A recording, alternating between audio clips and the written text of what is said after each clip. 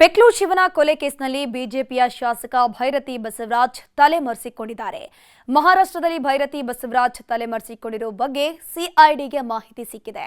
ಹೀಗಾಗಿ ಭೈರತಿ ಬಂಧನಕ್ಕೆ ಸಿಐಡಿ ಹೊರ ರಾಜ್ಯಗಳಲ್ಲೂ ತಲಾಶ್ ಮಾಡ್ತಾ ಇದೆ. ಭೈರತಿ ಬಸವರಾಜ್ ಬಂಧನಕ್ಕೆ ಸಿಐಡಿ ಹುಡುಕಾಟ. ಪುಣೆಯಲ್ಲಿ ತಲೆಮರೆಸಿಕೊಂಡ್ರ ಮಾಜಿ ಸಚಿವ. ಬೆಂಗಳೂರಿನ ಹಲಸೂರು ಲೇಕ್ ಬಳಿ ರೌಡಿ ಶೀಟರ್ ಬಿಕ್ಲು ಶಿವ ಹತ್ಯೆ ಕೇಸ್ ದೊಡ್ಡ ಮಟ್ಟದಲ್ಲಿ ಸದ್ದು ಮಾಡಿತ್ತು. ನಡು ರಸ್ತೆಯಲ್ಲೇ ಮಚ್ಚಿನಿಂದ ರಕ್ತ ಹರಿಸಿ ಹಂತಕರು ಅಟ್ಟಹಾಸ ಮೆರೆದಿದ್ರು. ಇದೇ ಕೇಸಲ್ಲಿ ಮಾಜಿ ಸಚಿವ ಭೈರತಿ ಬಸವರಾಜ್ ಹೆಸರು ತಳುಕು ಹಾಕೊಂಡಿತ್ತು. ಪ್ರಕರಣದ ಎಫ್ಐ ಆಗಿ ಸಾಲು ಸಾಲು ವಿಚಾರಣೆಯನ್ನೂ ಎದುರಿಸಿದ್ರು. ನನಗೂ ಇದಕ್ಕೂ ಯಾವುದೇ ಸಂಬಂಧ ಇಲ್ಲ, ಕೊಲೆ ಆರೋಪಿಗಳು ನನಗೆ ಪರಿಚಯವೇ ಇಲ್ಲ ಅಂತ ಆರೋಪ ಅಲ್ಲಗಳೆದಿದ್ರು. ಇದರ ಬೆನ್ನಲ್ಲೇ ಬಲವಂತದ ಕ್ರಮ ಕೈಗೊಳ್ಳದಂತೆ ಪೊಲೀಸರಿಗೆ ಕೋರ್ಟ್ ಸೂಚನೆ ಕೊಟ್ಟಿತ್ತು. ಆದರೆ ನಿನ್ನೆ ಹೈಕೋರ್ಟ್ ಈ ಆದೇಶವನ್ನ ತೆರವು ಮಾಡಿದೆ. ಅಲ್ಲದೆ ನಿರೀಕ್ಷಣಾ ಜಾಮೀನು ಅರ್ಜಿಯನ್ನು ವಜಾಗೊಳಿಸಿದೆ. ಹೀಗಾಗಿ ಮಾಜಿ ಸಚಿವರಿಗೆ ಢವಢವ ಶುರುವಾಗಿದೆ.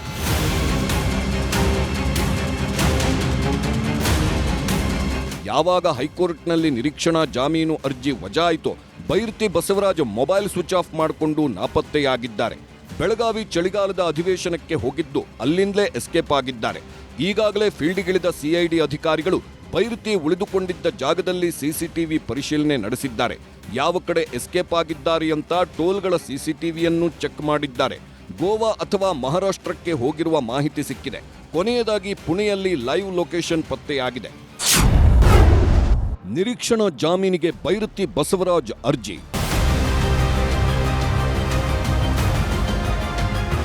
ಒಂದು ಕಡೆ ಭೈರತಿ ಬಸವರಾಜ್ಗಾಗಿ ಸಿಐಡಿ ಅಧಿಕಾರಿಗಳು ಬಲೆ ಬೀಸಿದ್ರೆ, ಮತ್ತೊಂದು ಕಡೆ ಜನಪ್ರತಿನಿಧಿಗಳ ವಿಶೇಷ ನ್ಯಾಯಾಲಯಕ್ಕೆ ನಿರೀಕ್ಷಣಾ ಜಾಮೀನು ಅರ್ಜಿ ವಿಚಾರಣೆ ನಡೆಯಿತು.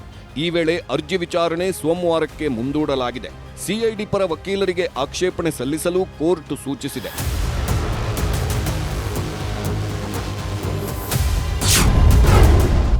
ಬಿಕ್ಲು ಶಿವನ ಕೊಲೆ ಕೇಸ್ನ ಹಿನ್ನೆಲೆ ಏನು ಅನ್ನೋದನ್ನ ನೋಡೋದಾದ್ರೆ, ಜುಲೈ 16ರಂದು ಭಾರತೀನಗರದಲ್ಲಿ ಬಿಕ್ಲು ಶಿವ ಕೊಲೆಯಾಗುತ್ತೆ. ಮಾರಕಾಸ್ತ್ರಗಳಿಂದ ಕೊಚ್ಚಿ ದುಷ್ಕರ್ಮಿಗಳು ಶಿವನ ಹತ್ಯೆ ಮಾಡಿರ್ತಾರೆ. ಕೃತ್ಯದಲ್ಲಿ ಭೈರತಿ ಬಸವರಾಜ್ ಆಪ್ತನಾಗಿರೋ ಜಗದೀಶ್ ಭಾಗಿಯಾಗಿರ್ತಾನೆ. ಎಫ್ಐಆರ್ನಲ್ಲಿ ಭೈರತಿ ಬಸವರಾಜ್ ಎಫ್ಐ ಆಗಿದ್ರೆ ಆಪ್ತ ಜಗ್ಗ ಎ1 ಆಗಿದ್ದಾನೆ. ಇನ್ನು ಭೈರತಿ ಬಸವರಾಜ್ ಜೊತೆ ಎ1 ಜಗದೀಶ್ ಓಡಾಡಿಕೊಂಡಿರ್ತಾನೆ. ಅಲ್ಲದೆ ಕುಂಭಮೇಳಕ್ಕೂ ಶಾಸಕರ ಜೊತೆ ಜಗದೀಶ್ ಹೋಗಿ ಬಂದಿರ್ತಾನೆ. ಹೀಗಾಗಿ ಕೊಲೆ ಕೃತ್ಯದಲ್ಲೂ ಭೈರತಿ ಬಸವರಾಜ್ ಪಾತ್ರ ಇರಬಹುದು ಅನ್ನೋ ಶಂಕೆ ವ್ಯಕ್ತವಾಗಿದೆ.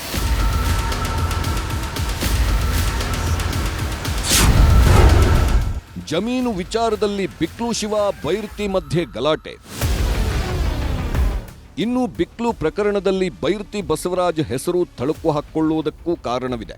ಜಮೀನು ವಿಚಾರಕ್ಕೆ ಬಿಕ್ಲು ಶಿವ ಭೈರತಿ ಬಸವರಾಜು ಮಧ್ಯೆ ಆತನ ಹತ್ಯೆಗೂ ಕೆಲ ತಿಂಗಳ ಹಿಂದಷ್ಟೇ ಗಲಾಟೆ ನಡೆದಿತ್ತಂತೆ. ಬಿದರಹಳ್ಳಿ ಸಿಂಗಾರೆಡ್ಡಿ ಎಂಬುವರಿಗೆ ಸೇರಿದ ಭೂಮಿಯನ್ನ rowdy sheeter Shivaprakash alias Biklu Shiva GPA ಮಾಡಿಸಿಕೊಂಡಿರ್ತಾನೆ. ಆ ಜಿಪಿಎ ಕ್ಯಾನ್ಸಲ್ಗೆ ಭೈರತಿ ಬಸವರಾಜ್ ಬೆಂಬಲಿಗ ಜಗ್ಗನ ಗ್ಯಾಂಗ್ ಶಿವಪ್ರಕಾಶ್ಗೆ ಬೆದರಿಕೆ ಹಾಕಲಾಗಿತ್ತಂತೆ. ಈ ಬಗ್ಗೆ ಫೆಬ್ರವರಿಯಲ್ಲಿ ಪೊಲೀಸ್ ಆಯುಕ್ತರಿಗೆ ಬೆದರಿಕೆ ಹಾಕಿದ್ದ ವಿಡಿಯೋ ಸಮೇತ ಬಿಕ್ಲು ಶಿವ ದೂರು ನೀಡಿದ್ದ. ದೂರು ಕೊಟ್ಟ 4 ತಿಂಗಳಲ್ಲಿ rowdy sheeter Shivaprakash alias Biklu Shiva ಕೊಲೆಯಾಗುತ್ತೆ. ಹೀಗಾಗಿ ಕೊಲೆಯಲ್ಲಿ ಶಾಸಕರ ಕುಮ್ಮಕ್ಕಿದೆ ಎಂದು ಆತನ ತಾಯಿ ಆರೋಪಿಸಿದ್ರು.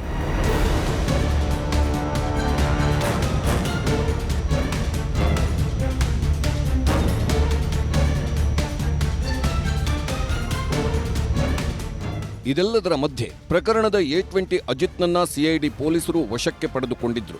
ಜನಪ್ರತಿನಿಧಿಗಳ ವಿಶೇಷ ಕೋರ್ಟ್ಗೆ ಹಾಜರುಪಡಿಸಿ ಕಸ್ಟಡಿಗೆ ನೀಡುವಂತೆ ಮನವಿ ಮಾಡಿತ್ತು.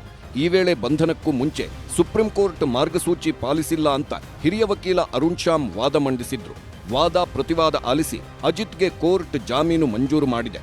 ಬಂಧನಕ್ಕೂ ಮುಂಚೆ ಸುಪ್ರೀಂ ಕೋರ್ಟ್ ಮಾರ್ಗಸೂಚಿ ಪಾಲಿಸಿಲ್ಲ ಅಂತ ಬೇಲ್ ಕೊಟ್ಟಿದೆ.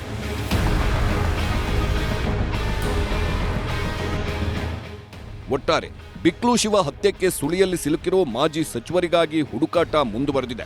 ಯಾವುದೇ ಕ್ಷಣದಲ್ಲಾದರೂ ಭೈರತಿ ಬಸವರಾಜ್ ಬಂಧನವಾಗುವ ಸಾಧ್ಯತೆ ಇದೆ. ಒಟ್ಟಲ್ಲಿ ಏನೇ ಆದರೂ ಕೂಡ ಈ ಒಂದು ಪ್ರಕರಣದಲ್ಲಿ ಬಂಧನ ಮಾಡಬೇಕು ಅಂತೇಳಿ ಸಿಐಡಿ ಅಧಿಕಾರಿಗಳು ಬೆನ್ನು ಬಿದ್ದಿದ್ದು ಹುಡುಕಾಟವನ್ನು ಕೂಡ ನಡೆಸ್ತಾ ಇದ್ದಾರೆ. ಒಟ್ಟಾರೆ ಈಗ ಹೊರ ರಾಜ್ಯಗಳಲ್ಲಿ ಬೀಡು ಬಿಟ್ಟಿರುವಂಥ ಅಧಿಕಾರಿಗಳು ಈಗ ಬಂಧನ ಮಾಡುವಂಥ ನಿಟ್ಟಿನಲ್ಲಿ ಎಲ್ಲ ಒಂದು ಸಿದ್ಧತೆಗಳನ್ನು ಕೂಡ ಮಾಡ್ಕೊಳ್ತಾ ಇದ್ದಾರೆ.